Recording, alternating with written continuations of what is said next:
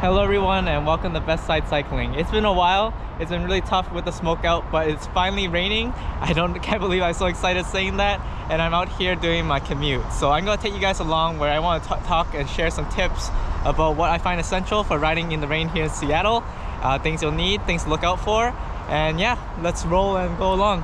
Alright, so we're now headed here on the East Rail Trail, and I think one of the most essential pieces of kit is definitely fenders. So there's just surprising most of the time, as Seattleites sort of know, it's not actually raining all that hard here. It's just we have a lot of gray days where it's drizzling here and there, but there's so much water that's just collected on the ground, and fenders just does wonders for you and your drivetrain in terms of keeping relatively dry. So that's definitely the first thing. But we're just going to keep rolling along here as we're just here on the trail. There's a lot of leaves, and leaves are definitely one of the things that can cause a lot of trouble once it starts to get a little wet. They get real slippery, as well as, since it's because it hasn't rained in so long, there's also a ton of oil spots and dust and other things that will cause traction to be a lot less. So definitely just, I think, really just play it slow, as well as leave ample time for braking and all that good stuff, and you should be okay. But we're just gonna go along here, and definitely the next, I think, really good piece of kit to have and tips is basically just a lot more lighting. It's gonna get real dark here in Seattle a lot sooner than normal with our rainy season, so visibility is just real key in everything. So whatever you do, make sure you're seen, and especially here in this time. But yeah, as we're going along here, you see just all these many leaves just here on the ground. I just see them as opportunities to slip sometimes, so I just try to go as straight as possible through them, and yeah. And if you're enjoying this video so far, please consider rolling over that like button and subscribing. We cover all sorts of local Seattle cycling, and that definitely means a lot of riding in the rain and tips around that as we approach our next hazard.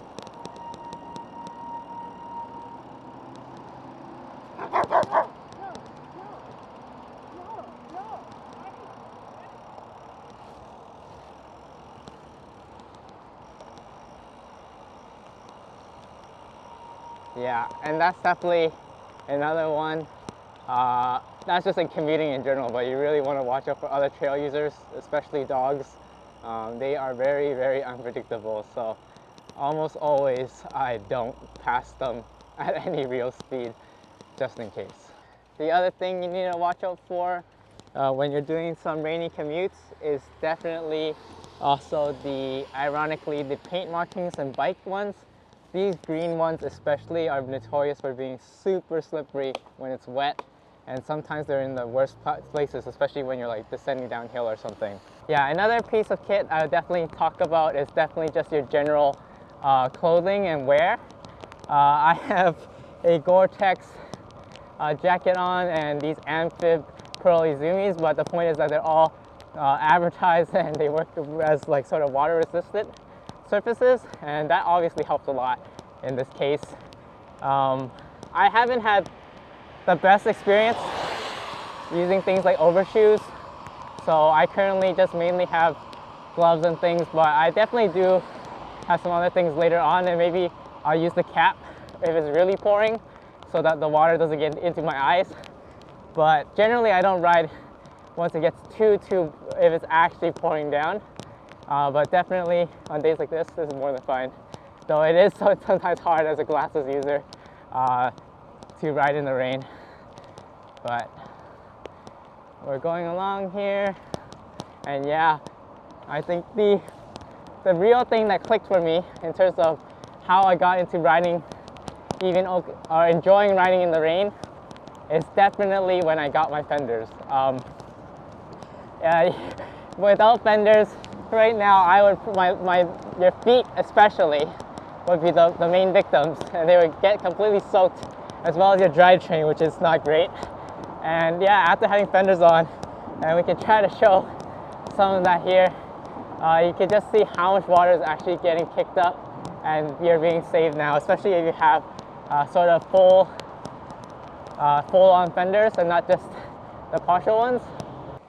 Alright, so we got a little bit of a hill here, but yeah, I'd say one of the other main things you need for commuting here in Seattle in the rain is definitely just a can-do attitude. So I find the hardest part about all of this is just the mile from out to your door. So just be able to get out there on your bike, get everything ready and ride. Yeah, sometimes it's a serious blocker, whether it's just laziness or just fear of getting wet. But I found that almost every time after you just get a little wet and you start pedaling, it turns out all right. It's quite a lot of fun. So, but definitely there are safety precautions and things to think about. But overall, definitely recommend. And luck would have it that as I'm commuting back home now, the rain definitely started picking up, and so did the wind. So I'm like squinting really hard because the rain is just getting into my eyes. So definitely need to make sure to get a better solution for that. But just heading home slowly but surely. I made it back, and I would say we're pretty sufficiently soaked. So yeah, on the way back it was way worse. The gloves soaked through. Let's see how this Gore-Tex layer handled it. Very well, not actually soaked through. Yeah, Gore-Tex stuff really folds up quite well. So I think with that, pretty much what I expected. Would I do that again? Definitely. I mean, there's definitely ways to kit out even more if you're going for an actual rain, but I don't usually go out as long if it's that heavy. It's only shorter ride, so it usually works out. But let me know your own tips, how you handle heavy rains and things like that. But that was a really fun ride. Hope that helps with some of those tips, and hope you get out riding there. And see you in the next video.